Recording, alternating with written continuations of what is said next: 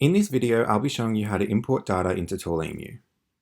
When you start using ToolEmu, your database will be empty. If you have historic data including company and contact information that you want to be made available in the CRM, you'll need to complete an import. Our system is equipped with a data import functionality for most of the main modules within the system. You're able to access this functionality from any available module by clicking the small Excel icon in the upper right. In this example, let's say we're importing contacts. The first thing you want to do is ensure your spreadsheet is set up for import. This involves transforming your Excel file into a CSV, which can be done within Excel by clicking File, Save As, or File, Export To, and then selecting CSV. If you need help setting up your import file, you're able to download an import template. This will provide some guidance for getting your data perfectly formatted and making the import process as smooth as possible. To access the import template, head to the respective module and click the small Excel icon in the upper right. Then click Download Import Template. You'll then be able to use the template to match any columns with your pre-existing data and easily format your file.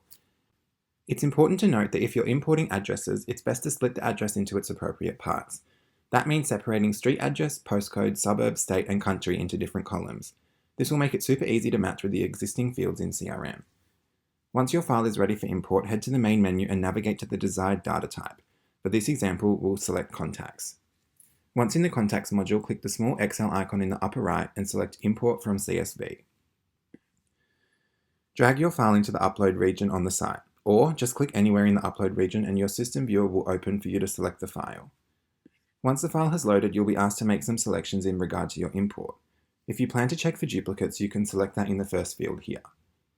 Matching on all fields will only flag a duplicate if it matches all the criteria you set below, while matching on any fields will flag a duplicate when it matches at least one of the criteria you set below. You also have the choice to ignore the duplicate checking altogether. If you do choose to check for duplicates, you'll need to then define the rule. You can choose to skip a duplicate record entirely, meaning any flagged duplicates will be excluded from the import. You can choose to import a duplicate record despite it being flagged, or you can choose to update other fields, meaning any fields not used for duplicate checking will be merged to the existing record and any duplicated fields will be ignored. Once you've decided on duplicate checking rules, you'll need to begin matching the columns in your CSV to the appropriate fields in the CRM. Some may be linked automatically, but you have the option to change the mapping if you desire by using the Belongs To field. This will determine where the data is mapped to in CRM. You'll notice you have the option to set a rule for blank fields in your upload file.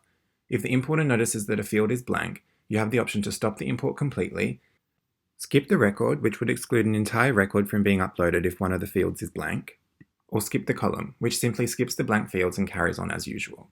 You'll also notice you have duplicate checking fields. These are the criteria I mentioned earlier that are used for duplicate checking. If you'd like to flag duplicates based on a certain type of data, select Yes in this section.